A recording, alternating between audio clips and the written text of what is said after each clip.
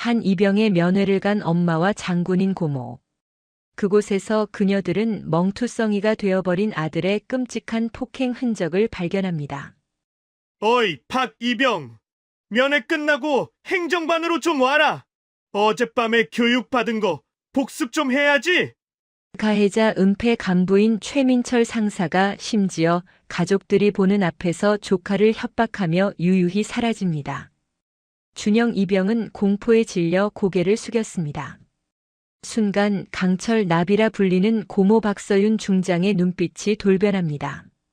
그녀는 더 이상 평범한 가족이 아니었습니다. 별 3개 장군, 합동참모본부 정보본부장의 냉정한 얼굴이 드러났습니다. 그녀가 참다 못해 전화를 건 곳은 다름 아닌 합참지휘 통제실이었습니다. 나다. 현 시간부로 육군 3사단 백골부대에 대한 합참 차원의 특별 감찰을 개시한다. 국방부 조사본부와 안보지원사 즉각 기동시켜. 여러분, 오늘도 편안한 시간 보내고 계신가요? 이등병의 절규를 묵살한 썩어빠진 군 지휘 체계를 별 3개의 분노로 단죄하는 피바람 개혁 이야기, 재미있게 시청하시고 내용이 마음에 드셨다면 구독과 좋아요 부탁드리겠습니다. 그럼 철원 백골 부대에서 벌어진 충격적인 이야기 시작하겠습니다. 새까만 어둠이 강원도 철원의 최전방을 집어삼켰다. 3사단 백골 부대가 자리한 이 지역의 밤은 살을 애는 듯한 찬 공기와 삭풍만이 지배했다. 혹한의 땅 백골 부대. 그 이름만큼이나 냉혹하고 무자비한 이등병의 생활은 박준영에게 끊임없는 고통이었다. 준영은 입대한 지 2달, 자대에 배치된 지 2주째였다.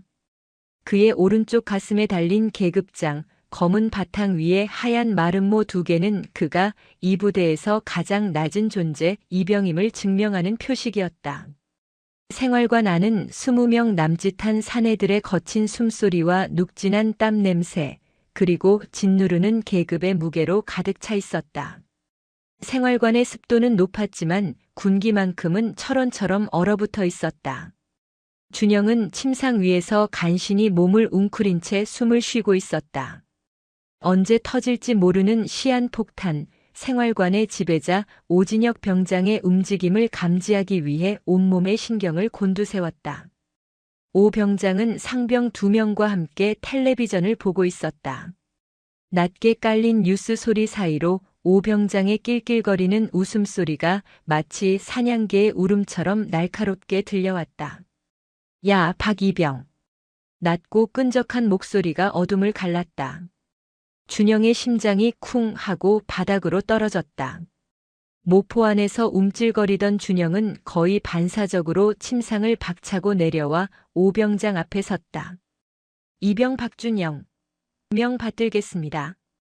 관등 성명을 대는 목소리는 떨렸고 그는 오병장의 눈을 감히 마주보지 못하고 바닥에 먼지 더미를 응시했다. 내가 너 부를 때 뭘 쳐다보라고 했냐? 땅바닥에 돈 떨어져 있냐? 오 병장은 텔레비전에서 눈을 떼지 않은 채 손에 쥐고 있던 플라스틱 칫솔을 준영의 머리통으로 던졌다. 딱 소리와 함께 칫솔모가 준영의 귀를 세차게 스쳤다. 죄송합니다. 병장님. 죄송한 건 죄송한 거고. 내 눈을 똑바로 보라고 개새끼야. 준영은 필사적으로 오 병장의 번들거리는 눈동자를 마주보았다. 오 병장은 그제야 고개를 돌려 준영을 위아래로 훑어보았다. 그의 시선은 흡사 정육점 주인이 고깃덩이를 살펴보는 것처럼 차갑고 탐욕스러웠다. 너 오늘 저녁 식사 시간에 국물 흘려서 식탁 더럽혔지. 내가 내 뒤통수에서 흘리는 거 똑똑히 봤는데. 내 그족 같은 식판에서. 그게 아닙니다. 저는 흘리지 않았습니다. 준영은 무심코 사실대로 말해버렸다. 이등병에게는 허용되지 않는 변명이나 항변으로 해석될 수 있는 대사였다. 생활관 전체의 분위기가 일순간 얼어붙었다. 다른 선임들의 시선이 준영에게 꽂혔다. 뭐? 이 새끼가 어디서 거짓말을 짓거려? 내가 두 눈으로 똑똑히 봤는데 내가 아니라고 우겨. 오 병장이 벌떡 일어섰다. 그와 함께 상병 둘도 묵묵히 일어났다. 그것은 곧 폭행 직전의 공식적인 신호였다. 오 병장은 준영의 멱살을 잡아채고 생활관 밖으로 끌고 나갔다. 따라와, 박이병. 너 오늘 아주 뼈가 으스러지는 교육받을 거다. 내 놈 입에서 다시는 거짓말이 안 나오게 해줄게. 그들이 도착한 곳은 중대 건물 뒤편의 세탁 건조장이었다. 눅눅한 세제 냄새와 차가운 시멘트 냄새가 코를 찔렀다. 건조장은 중대장과 행정보급관의 시야가 닿지 않는 병사들만의 은밀한 폭력 공간이었다. 오 병장이 문을 닫자 바깥의 희미한 불빛마저 완벽히 차단되었다. 오 병장은 주머니에서 라이터를 꺼내 켰다. 찰칵 소리와 함께 그의 비열한 미소가 어둠 속에서 드러났다. 야, 박이병. 내가 감히 나한테 거짓말을 해? 내가 이 생활관의 왕이야. 내 말이 곧 법이라고, 족밥 새끼야. 오 병장의 오른손이 날카로운 소리를 내며 준영의 뺨을 후려쳤다. 짝. 뺨을 후려치는 소리가 건조장 안에 메아리 쳤다. 준영의 고개가 꺾이며 입술 안쪽이 찢어졌다. 입안 가득 비릿한 피맛이 퍼졌다. 정신 안 차려? 군대가 장난이야? 내가 내 계급장 마른 모를 다 떼어버릴 수도 있어. 내가 나한테 대든 죄는 여기서 목숨으로 갚아야 돼. 연이은 발길질이 준영의 복부와 옆구리를 사정없이 강타했다. 군화의 딱딱한 가죽이 뼈와 근육을 지식였다. 준영은 끄끄거리는 신음과 함께 차가운 시멘트 바닥에 쓰러졌다. 숨이 막혔다. 갈비뼈가 부러지는 듯한 고통이 온몸을 휘감았다. 야, 최상병, 박상병. 얘 오늘 밤 잠 못 자게 만들어줘라. 내일 아침 점호 때 지휘관한테 뭐라고 말할지 대본을 확실하게 외우게 해. 오 병장의 지시에 따라 상병들이 준영의 팔을 잡고 일으켜 세웠다. 준영은 온몸이 부서지는 고통 속에서 눈물과 콧물을 쏟아냈다. 울어. 남자 새끼가 질질 짜. 이 철원 땅의 법칙은 내가 정하는 거야. 내 목숨줄은 내 손에 달렸어. 오 병장은 군화발로 준영의 손등을 지그시 밟았다. 뼈가 으스러지는 듯한 극심한 통증에 준영은 소리 없는 비명을 질렀다. 내일 아침 내 놈 얼굴이 이 모양인 거 누구한테도 말하면 안 돼. 계단에서 굴렀다고 해. 알겠냐? 준영은 고통 속에 고개를 끄덕였다. 그날 밤의 폭행은 준영의 육신뿐만 아니라 군인으로서의 인간성마저 산산조각 냈다. 그가 속한 3사단 백골 부대는 그에게 생지옥 그 자체였다. 다음 날 아침 중대 전체에 기상 나팔 소리가 울려 퍼졌다. 병사들은 일제히 일어나 전쟁처럼 재빠르게 전투복을 갈아입었다. 준영은 밤새 한숨도 자지 못했다. 전신의 격통에 신음이 터져 나왔다. 어젯밤 오 병장에게 맞은 왼쪽 눈은 시퍼렇게 부어올라 제대로 떠지지도 않았다. 준영은 비틀거리며 화장실 거울 앞에 섰다. 거울 속에는 자신이 알던 청년의 모습은 없었다. 그는 모자를 깊숙이 눌러쓰고 서둘러 전투복 상의를 챙겨 입었다. 아침 점호를 위해 연병장으로 나서는 길, 오 병장은 마치 아무 일도 없었다는 듯이 준영의 어깨를 툭 치고 지나갔다. 연기 잘해라, 박이병. 내 목숨줄은 내 입에 달렸어. 진실은 말하지 마. 준영은 주먹을 꽉 쥐었다. 터진 입술이 다시 찢어져 피가 흘렀다. 수많은 병사들 사이에서 그 누구도 준영에게 눈길을 주지 않았다. 아니, 그들은 정확히 알고 있었지만 시선을 마주치지 않으려 애썼다. 방관이 이 부대의 잔인한 규칙이었다. 중대 인원 보고. 중대장 이태준 대위의 우렁찬 목소리가 아침 공기를 갈랐다. 이 대위의 군복 어깨에는 금빛 무궁화 4개가 빛나고 있었다. 그는 곧 있을 연대평가에서 우수 중대 타이틀을 쟁취해야 하는 실적 지상주의자였다. 그의 성공에는 어떤 부정적인 보고도 방해가 되어서는 안 되었다. 이병 박준영. 백골. 준영은 관등 성명을 대며 경례했다. 고개를 숙이고 있던 탓에 경례 각도가 흐트러졌다. 이 대위가 미간을 찌푸리며 준영에게 다가왔다. 고개 들어. 준영은 망설였다. 오 병장의 살기 어린 경고가 귓가를 맴돌았다. 고개 들라고. 준영이 천천히 고개를 들었다. 모자챙 아래로 드러난 끔찍한 상처에 중대장의 눈이 커졌다. 연병장에 잠시 정적이 흘렀다. 오 병장은 대열 속에서 보이지 않는 미소를 짓고 있었다. 너 얼굴 왜 이래? 누구한테 맞았어? 준영은 어젯밤 수십 번도 더 연습했던 대사를 내뱉었다. 죄송합니다. 어젯밤 계단에서 발을 헛디뎌 굴러 넘어졌습니다. 부주의했습니다. 이태준 대위는 준영의 멍든 얼굴과 그 뒤에 서 있는 오 병장을 차례로 훑어보았다. 그는 이 상황이 단순 사고가 아님을 본능적으로 알았다. 하지만 그는 계산했다. 이 사건이 수면 위로 떠오르면 중대 전체의 평가가 와르르 무너진다. 그래. 점호 끝나고 의무대 가서 진료받아. 다음부턴 내 몸 간수 잘해. 이병 박준영. 알겠습니다. 그게 끝이었다. 중대장은 더 이상 묻지 않고 돌아섰다. 준영은 다시 고개를 숙였다. 작은 희망마저 사라지는 순간이었다. 지휘관은 진실을 알면서도 자신의 실적을 위해 묵인한 것이다. 그날 오후 준영은 절박한 심정으로 중대 행정반을 찾았다.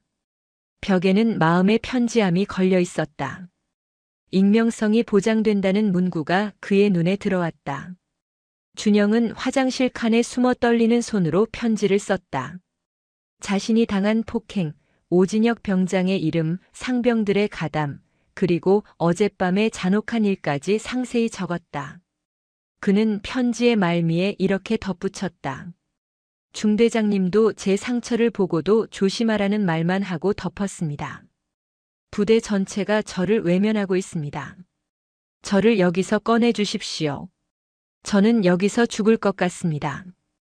준영은 누구도 보지 않는 틈을 타 편지를 건의함 깊숙이 밀어넣었다. 그 한 장의 종이에는 그의 모든 절규와 마지막 생존 의지가 담겨 있었다. 준영의 희망은 이틀 뒤 중대 행정보급관 최민철 상사에 의해 산산조각 났다. 최 상사의 군복 팔에는 금빛 은행잎 4개가 빛나는 상사 계급장이 달려 있었다. 그는 중대장의 오른팔이자 병사들을 관리하는 실질적인 권력자였다. 최 상사는 주말 오후 일과를 피해 건의함을 열어보는 것을 습관처럼 여겼다. 몇 장의 시시콜콜한 건의 사항들 사이에서 유독 빼곡하게 적힌 준영의 편지를 발견했다. 편지를 읽어 내려가던 최 상사의 미간이 굳어졌다. 오진혁 병장 폭행, 중대장 묵인, 군대 폭력. 최 상사는 혀를 차며 자리에서 일어났다. 그는 중대장의 평가를 망치고 싶지 않았다. 이태준 대위의 진급이 곧 자신의 안락한 군 생활을 보장해 줄 것이기 때문이었다. 그는 텔레비전을 보던 오진혁 병장을 불렀다. 야, 오 병장. 너 때문에 내가 귀찮아 죽겠다. 다음 주 연대장님 순시 때 사고 터지면 너만 영창 가는 게 아니라 나랑 중대장님까지 진급물 건너가. 알아서 처리해. 최 상사는 준영의 절규가 담긴 편지를 오 병장에게 건넸다. 네, 상사님. 걱정 마십시오. 쓸데없는 소리 안 나오게 교육 잘 시키겠습니다. 아주 조용히 제대로. 오 병장은 편지를 받아들고는 행정반 뒤편의 소각장으로 향했다. 그는 준영의 편지를 천천히 찢어 불길 속으로 던져 넣었다. 종이가 타 들어가 검은재로 변하는 것을 보며 그의 입가에는 섬뜩한 미소가 걸렸다. 내 놈의 목소리는 누구에게도 닿지 않아. 내가 쓴 건 그저 연기처럼 사라지는 쓰레기야. 그날 밤, 준영은 다시 건조장으로 끌려갔다. 이번에는 오 병장 혼자가 아니었다. 그의 일당 상병들뿐만 아니라 다른 생활관의 분대장급 선임들까지 동원되었다. 그들의 분노는 단순한 폭행이 아닌 조직적인 보복의 형태를 띠고 있었다. 야, 박이병. 내가 감히 우릴 찔러? 내가 누군데 감히 중대장님과 행보관님을 건드려? 내가 쓴 편지 내용을 내 뼈에 새겨줄게. 오 병장의 목소리는 분노를 넘어선 살기를 품고 있었다. 준영은 자신이 마지막으로 기댔던 희망이 자신을 더 깊은 나락으로 밀어넣었다는 것을 깨달았다. 편지 내용은 아주 자세하더라. 오진혁 병장이 나를 짐승처럼 때렸다고. 너 오늘 내가 진짜 짐승이 뭔지 보여줄게. 내가 쓴 거 내가 하나도 빠짐없이 내 몸으로 돌려줄게. 이날의 폭행은 이전보다 훨씬 더 잔혹하고 길었다. 준영은 의식을 잃기 직전 자신의 몸에서 피와 섞인 핏물이 흘러나와 차가운 시멘트 바닥에 붉은 웅덩이를 만드는 것을 느꼈다. 갈비뼈를 걷어차이는 고통, 머리가 벽에 부딪히는 충격.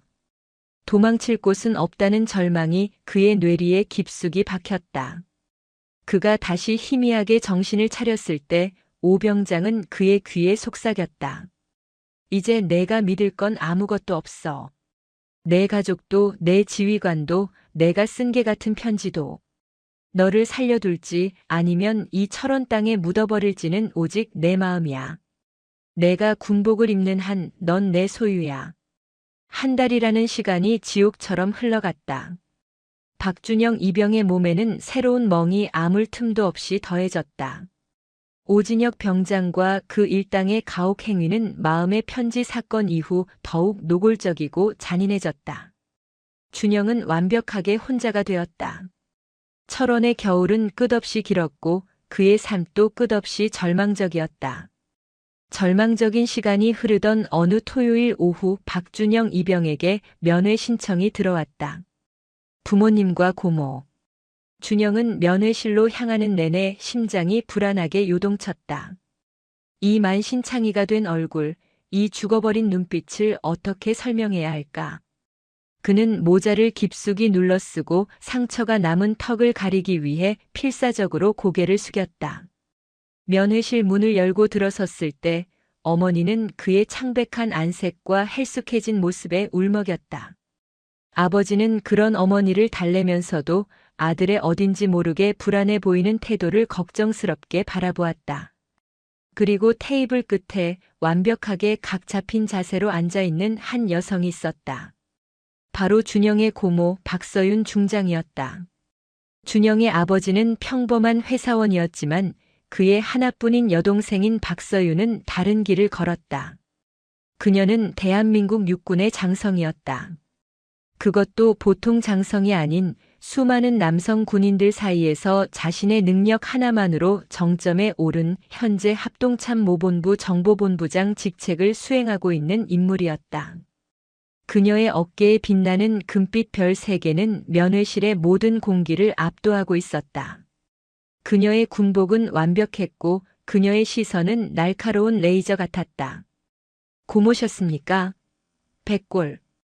준영은 애써 목소리를 가다듬고 3사단의 경내 구호인 백골을 외치며 경례했다. 그의 목소리는 떨렸지만 군인으로서의 마지막 예의였다. 박서윤 중장은 준영의 경례를 받지 않았다. 그녀는 그저 조카를 날카로운 눈으로 응시했다. 그녀의 눈은 평범한 고모의 눈이 아니었다. 그것은 수십 년간 적의 위장과 기만을 꿰뚫어본 진실만을 추구하는 정보수장의 눈이었다. 앉아라, 준영아. 그리고 물부터 마셔. 내 목소리가 건조한 철원 공기보다 더 말라있구나. 그녀의 차분한 목소리에 준영은 자리에 앉았다. 어머니는 준비해온 음식을 꺼내며 조잘거렸지만 준영은 음식을 입에 댈 생각조차 하지 못했다. 그의 눈빛은 불안정하게 흔들렸다. 박서윤 중장은 준영이 모자를 깊숙이 눌러쓰고 상처를 가리기 위해 고개를 미묘하게 숙이고 있다는 것을 단번에 파악했다. 그녀의 눈은 이미 그 부자연스러운 행동에서 은폐된 진실을 읽어내고 있었다. 준영아. 예, 고모. 모자 벗어. 지금 당장. 순간 면회실의 공기가 얼어붙었다. 어머니의 손이 멈칫했고 아버지는 상황의 심각성을 깨닫고 침묵했다. 아, 실례라서 벗겠습니다. 준영은 떨리는 손으로 모자를 벗었다. 그리고 드러난 그의 왼쪽 눈두덩.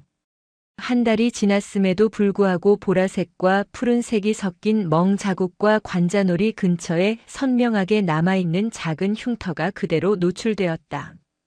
상처는 치료된 것이 아니라 방치되어 피부 조직이 변형된 흔적이었다. 이건 뭐지? 내가 계단에서 굴렀다고 보고됐는데. 훈련 중에 생긴 타박상이라고. 아, 그게 훈련 중에. 준영은 다시 어젯밤 오 병장이 강요한 거짓말을 반복하려 했다. 거짓말하지 마라. 훈련. 무슨 훈련이 관자놀이에 둔기의 흔적을 남기지. 이건 단순한 타박상이 아니다. 내 피부가 겹치고 겹쳐서 색깔이 변했어. 뼈에 극심한 충격이 가해진 흔적이다. 그 단어에 준영의 부모님은 숨을 삼켰다. 아버지가 주먹을 부르르 떨며 일어섰다. 서윤아, 이게 무슨 소리야? 누가 우리 아들을 이렇게 만든 거야? 오빠 앉아. 울지 마요. 박서윤 중장은 아버지를 안쳤다. 그리고 준영의 눈을 똑바로 바라봤다. 그녀는 더 이상 고모가 아니었다.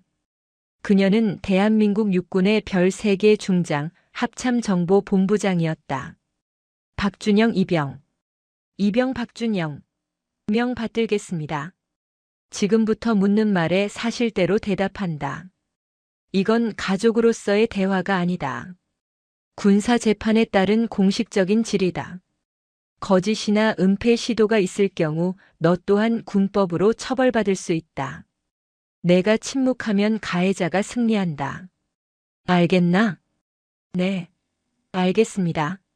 누구야? 이름대. 단 2마디였지만 그 안에는 진실 외의 모든 것을 용납하지 않겠다는 강철 같은 의지가 담겨 있었다. 준영은 그 말에 모든 것이 무너져 내리는 것을 느꼈다. 그는 참아왔던 눈물을 터뜨리며 바닥에 주저앉았다. 그는 울부짖으며 모든 것을 털어놓았다. 오진혁 병장의 이름과 일당들, 건조장에서의 상습적인 폭행, 그리고 마음의 편지가 묵살되고 오히려 도복을 당했던 그날 밤의 일까지. 모든 이야기를 들은 박서윤 중장은 아무 말 없이 눈을 감았다. 그녀의 얼굴은 분노를 넘어선 차가운 평온함마저 감돌았다. 그녀는 천천히 눈을 뜨고 자신의 전화를 꺼내들었다. 박서윤 중장은 면회실 구석으로 걸어갔다. 나다. 정보본부장 박서윤이다. 전화가 연결되자마자 그녀가 뱉은 첫 마디였다. 수화기 너머에서 긴장한 목소리가 들려왔다. 본부장님, 충성, 지시 하명하십시오. 박서윤 중장의 목소리는 얼음장처럼 차가웠다. 그녀는 대한민국 군의 최고 실세 중 한 명으로서 지체 없이 명령을 하달했다. 지금부터 내 말을 단 하나의 오차도 없이 받아 적고 즉시 실행한다. 하나라도 틀리면 내가 직접 책임져야 할 거야. 명령 대기 중입니다. 하나. 현 시간부로 육군 제3보 병사단 백골 부대의 합참정보본부장 명의의 특별감찰 및 직권수사를 명령한다. 수화기 너머의 상대방은 숨을 삼켰다. 사단장조차 거치지 않는 합참의 직접 수사 명령은 사실상 해당 부대의 지휘 체계를 일시 정지시키는 강력한 조치였다. 2. 국방부 조사본부와 군사안보지원사령부에 즉시 통보하여 합동수사팀을 꾸린다. 지금 즉시 3사단으로 기동한다. 현장 도착 예상시간 30분. 그들이 도착할 때까지 현장 보존이 최우선이다. 셋. 3사단 백호연대 수색중대 3소대 건물 전체를 즉시 통제구역으로 설정한다. 특히 행정반에 있는 모든 컴퓨터 하드디스크, 서류 파쇄기, 그리고 마음의 편지함을 원본 그대로 증거 보존한다. 파쇄기 전원은 지금 당장 차단해. 네. 수색중대 이태준 대위, 최민철 상사는 현 시간부로 직무 정지 및 격리 조치한다. 수사 방해 및 증거 인멸 혐의가 포착되는 즉시 체포한다. 5. 삼소대 생활관 오진혁 병장 그리고 가혹행위 공범인 상병 2명은 특수폭행 및 가혹행위 현행범으로 간주 합동수사팀 도착 즉시 신병을 확보한다. 마지막으로 그녀는 가장 중요한 명령을 내렸다. 6. 3사단장 윤성민 소장 10분 내로 수색중대 면회실 내 위치로 전투복을 갖추고 뛰어오라고 해. 10분이다. 단 1초도 늦으면 안 돼. 충성. 본부장님, 즉각 조치하겠습니다. 백골. 전화가 끊겼다. 박서윤 중장은 준영의 부모에게 다가왔다. 오빠 형님. 잠시만 기다리세요. 준영이 이리 와. 고모 옆에 앉아. 준영은 여전히 떨고 있었지만 별 3개의 거대한 힘이 자신을 보호하고 있다는 것을 직감했다. 박서윤 중장이 전화를 끊은 지 정확히 3분이 지났을 때 3사단 부대 전체에 비상방송이 울려 퍼졌다. 위수령은 아니었지만 그보다 더 살벌한 실제 상황 전파였다. 현 시간부로 3사단 전 부대 통제, 합동참모본부 지시, 전 장병 및 간부 이동 중지. 주말에 평화롭던 면회실은 순식간에 아수라장이 되었다. 위병소의 헌병들이 다급하게 움직였고 면회객들은 혼란에 빠졌다. 모두 면회실 밖으로 나가지 마십시오. 현재 부대 전체가 합동참모본부 지시로 통제되었습니다. 생명에는 지장이 없습니다. 위병소 헌병들이 면회실 문을 걸어 잠갔다. 그들 역시 영문도 모른 채 상부의 지시를 따를 뿐이었다. 그리고 정확히 15분이 지났을 때 중대 건물 쪽으로 요란한 사이렌 소리와 함께 국방부 검은색 세단과 헌병 지프 차량 4대가 굉음을 내며 질주해왔다. 이는 특수 임무를 부여받은 헌병 및 안보지원사 요원들이 긴급 차량을 이용해 고속으로 기동한 결과였다. 이들은 사단 헌병대와는 차원이 다른 국방부 직할의 최정예 수사 요원들이었다. 검은색 특수 임무 복장의 헌병 특수 임무대 대원들이 차량에서 쏟아져 나와 신속하게 중대 건물을 봉쇄했다. 그들은 문을 부수는 대신 정확한 지휘 계통을 통해 행정반 문을 열고 진입했다. 행정반에서 커피를 마시던 최민철 상사는 화들짝 놀라 일어났다. 누구야? 여긴 왜?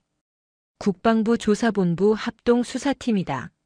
최민철 상사. 직무유기 및 증거인멸 교사 혐의로 직무 정지한다. 지금부터 모든 행동을 통제한다. 최 상사는 영문도 모른 채 수갑이 채워졌다. 동시에 다른 팀이 삼소대 생활관으로 진입했다. 오진혁 병장과 그 일당은 텔레비전을 보며 잡담을 나누고 있었다. 그들은 들이닥친 수사관들에게 압도적인 힘으로 순식간에 제압당했다. 뭐야? 이거 안 나? 오 병장이 발악했지만 수사관의 강력한 제압 기술에 명치를 가격당하고 숨을 골랐다. 이 모든 상황이 박서윤 중장이 전화를 끊은 지 정확히 20분 만에 일어난 일이었다. 그리고 정확히 10분이 되기 직전 면회실 문이 거칠게 열렸다. 3사단장 윤성민 소장이 전투복도 제대로 갖춰 입지 못한 채 땀을 뻘뻘 흘리며 뛰어들어왔다. 그의 뒤에는 참모장과 헌병대장이 사색이 된 얼굴로 따라붙었다. 윤 소장의 어깨에는 그의 계급을 상징하는 금빛 별 2개가 빛나고 있었다. 충성. 본부장님. 뭐 어쩐 일로. 윤성민 소장은 자신의 눈앞에 있는 별 3개, 그것도 합참의 실세 중 실세인 정보본부장을 보고 말을 잇지 못했다. 그는 그제야 이 엄청난 군사적 조치가 무엇 때문에 일어났는지 깨달았다. 박서윤 중장은 경례를 받지도 자리에서 일어나지도 않았다. 그녀는 윤 소장을 차갑게 올려다보며 옆에 앉은 준영의 멍든 얼굴을 손가락으로 가리켰다. 윤 소장. 예, 본부장님. 이 아이, 내 조카 박준영 이병이야. 윤성민 소장의 얼굴이 완전히 질렸다. 그리고 이게 윤 소장이 지휘하는 3사단 백골 부대의 현주소고 내 놈들의 썩어빠진 군기가 낳은 결과다. 박서윤 중장은 자리에서 일어났다. 그녀는 윤 소장에게 다가가 그의 가슴팍을 손가락으로 툭툭 쳤다. 사단장이 자기 부대에서 병사 하나가 고문당해 죽어가는 것도 모르고 있었다는 게 말이 되나? 아니면 알고도 실적 때문에 묵인한 건가? 모른 건 무능이고 묵인했다면 내 놈도 공범이다. 박서윤 중장은 윤성민 소장의 충성 경례를 받지 않고 그의 썩어 문드러진 지휘 체계를 질타했다. 윤 소장, 자네가 지휘하는 별 2개 사단에서 한 이등병이 고문당해 죽어가고 있었다는 뜻이야. 모른 건 무능이고 묵인했다면 그건 국가에 대한 반역이다. 자네에게 기회를 주지. 당장 수색 중대 건조장으로 가지. 자네가 직접 봐야 할 게 있어. 박서윤 중장과 윤성민 소장은 사단 헌병대장과 함께 수색 중대 건물 뒤편의 세탁 건조장 앞에 섰다. 건조장은 이미 합동수사팀에 의해 노란색 통제선으로 둘러싸여 있었다. 눅눅한 세제 냄새 대신 피와 소독약 냄새가 진동했다. 수사관이 앞으로 나서며 보고했다. 보고 드립니다. 현장 감식 결과 세탁기 뒤편과 배수구 근처에서 다량의 혈흔이 발견되었습니다. 루미놀 반응 결과 차가운 시멘트 바닥 곳곳에 닦아내려 한 흔적이 광범위하게 식별되었습니다. 수사관이 자외선 램프 아래 푸른 빛으로 빛나는 바닥을 가리켰다. 그것은 박준영 이병이 흘린 피의 흔적이었다. 윤성민 소장은 입술이 바싹 말랐다. 또한 행정반 서류 파쇄기에서 수거한 조각들을 맞춰 복원했습니다. 이것을 발견했습니다. 수사관이 증거물 봉투를 들어 올렸다. 그 안에는 피에 섞여 굳어진 찢어진 종이 조각들이 복원되어 있었다. 그것은 박준영 이병이 쓴 마음의 편지 원본이었다. 오진혁 병장의 이름, 폭행 사실, 그리고 은폐 시도까지 모든 것이 적나라하게 적혀 있었다. 윤성민 소장은 편지 사본을 읽어내려가다 결국 그 자리에 무릎을 꿇었다. 그의 별 2개 장성 군복은 흙바닥에 닿았다. 그는 자신의 부대에서 벌어진 이 끔찍한 조직적 범죄에 대해 치욕을 느꼈다. 본부장님, 제가 사단장으로서 면목이 없습니다. 저에게 이 썩은 뿌리를 도려낼 권한을 주십시오. 징계위원회를 열겠습니다. 제가 직접 위원장이 되겠습니다. 박서윤 중장은 윤 소장을 일으켜 세우지 않았다. 좋아. 자네의 그 결의가 진심이길 바라지. 당장 사단장 직권으로 긴급 징계위원회를 소집해. 내가 직접 참관하겠다. 자네의 부하들이 한 병사의 인권을 짓밟고 그것을 조직적으로 은폐한 죄를 이 백골 부대의 모든 장병들이 알아야 해. 3사단 사령부 대회의실은 차가운 정적이 감돌았다. 긴급 소집된 징계위원회는 사단장 윤성민 소장이 직접 위원장을 맡았고 상석에는 합참정보본부장 박서윤 중장이 배석했다. 그녀의 존재 자체가 모든 위원들의 목을 조르고 있었다. 첫 번째는 은폐에 가담한 지휘관들이었다. 이태준 대위, 최민철 상사가 헌병대에 이끌려 수갑을 찬 채 들어왔다. 그들의 계급장, 금빛 무궁화와 은행잎은 이미 빛을 잃었다. 윤성민 소장은 신문을 시작했다.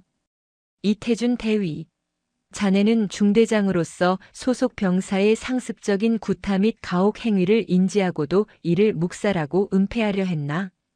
이 대위는 고개를 숙인 채 변명하려 했다. 하지만 박서윤 중장의 증거 제시에 모든 것이 무너졌다.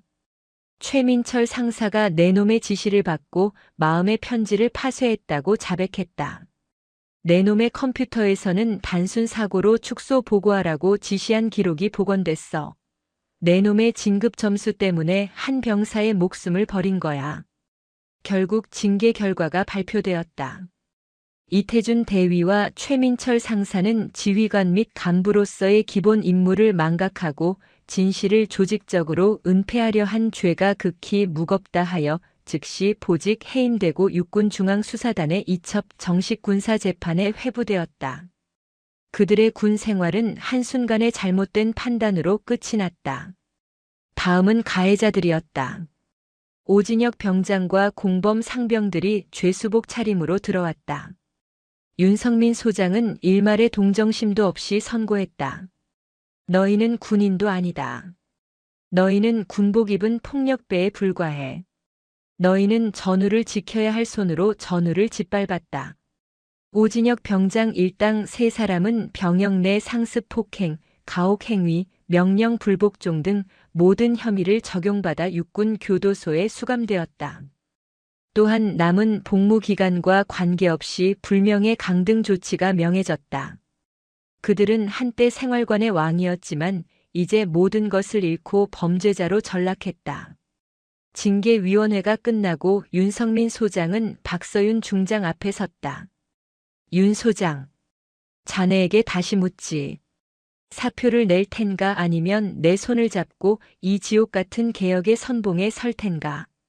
군복을 입고 싶다면 내 명령을 받게. 윤성민 소장은 허리를 꼿꼿이 폈다. 본부장님, 도망치지 않겠습니다. 3사단이 그 시범 부대가 되겠습니다. 제 모든 것을 걸고 이 썩은 뿌리를 뽑아내겠습니다. 백골, 명령만 내려주십시오. 박서윤 중장의 입가에 희미한 미소가 떠올랐다. 그녀는 윤 소장에게 서류철을 던졌다. 좋아. 내가 합참에 복귀하기 전에 구상해본 초안이다. 이름은 병영 부조리 근절을 위한 직통보고 시스템이야. 그 시스템의 핵심은 명확했다. 기존 지휘 계통을 거치지 않고 QR코드를 통해 합참정보본부 내 신설되는 인권센터로 실시간 직통 신고한다는 것이다. 신고자의 신분은 합참정보본부장의 1급 기밀로 분류되어 원 소속 부대는 접근조차 할 수 없었다. 윤성민 소장은 이것이 일선 지휘관들의 지휘권을 심각하게 침해하는 혁명적인 조치임을 알았지만 이를 거부할 명분도 용기도 없었다. 며칠 후 박서윤 중장은 합참으로 복귀했고 그녀가 상정한 직통보고 시스템 안은 최고 지휘관 회의에서 격렬한 반대에 부딪혔다. 정보본부장, 이건 지휘권 침해야. 병사들이 사단장 말은 안 듣고 합참 눈치만 보게 될 거라고. 군기강이 어떻게 될지 생각은 해봤나. 육군 참모총장이 고함을 질렀다. 박서윤 중장은 흔들리지 않았다. 그녀는 회의장 스크린에 박준영 이병의 멍든 얼굴 사진을 띄웠다. 제 조카입니다. 3사단에서 선임병들에게 짐승 취급을 받으며 맞았습니다. 여러분들이 말씀하시는 그 지휘 체계가 이 아이 하나를 지켜주지 못했습니다. 그녀는 목소리를 높였다. 병사들의 목소리를 직접 들으십시오. 그걸 못하겠다면 지금 당장 그 별 떼고 군복 벗으십시오. 박서윤 중장의 사자 후에 회의장은 압도당했다. 결국 국방부 장관의 중재로 직통보고 시스템은 3사단에서 우선 시범 운영하고 그 성과에 따라 전군 확대를 결정하기로 했다. 그리고 3사단은 완전히 다른 부대가 되어 있었다. 윤성민 소장은 모든 생활관, 화장실, 식당에 합참정보본부장 직통 신고 QR코드를 대문짝만하게 붙였다. 간부들은 이제 병사들 뒤에 있는 별 3개의 눈치를 보기 시작했다. 국군수도 병원 1인실. 박준영 이병은 한 달 넘게 집중적인 심리치료를 받고 있었다. 담당 군의관은 외상 후 스트레스 장애 진단으로 의병 전역을 권고했다. 부모님도 제발 그만두고 집으로 돌아오라고 애원했다. 그때 병실 문을 노크하는 소리가 들렸다. 사복 차림의 박서윤 중장이었다. 준영아, 선택은 내 몫이다.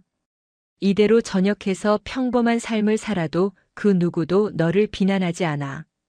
하지만 내가 겪었던 그 아픔을 다른 후배들이 겪지 않도록 돕고 싶다는 마음이 조금이라도 남아있다면 부사관 지원해 보는 건 어떻겠니?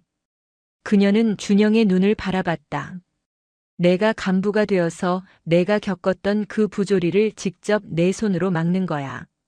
고모가 뒤에서 든든하게 밀어줄게. 박준영 이병은 도망치는 대신 맞서 싸우기로 결심했다. 그는 의병 전역 신청서를 찢어버리고 부사관 지원서를 작성하기 시작했다. 몇 년의 시간이 흘렀다.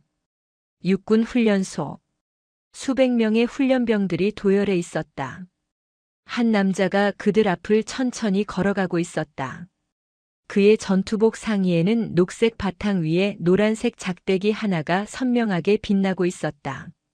바로 박준영 하사였다. 박준영 하사는 훈련병들의 눈빛만 봐도 그들의 상태를 알 수 있었다. 며칠간 잠을 설치는 훈련병, 그리고 동기들 사이에서 따돌림 당하고 있는 훈련병까지. 그는 훈련을 마친 후 조용히 한 훈련병을 분대장실로 불렀다.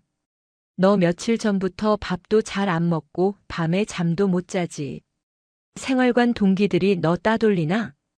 훈련병의 눈이 커졌고 결국 참았던 눈물이 터져 나왔다. 어떻게 하셨습니까? 나도 너만 할 때, 나도 이병일 때 그랬거든.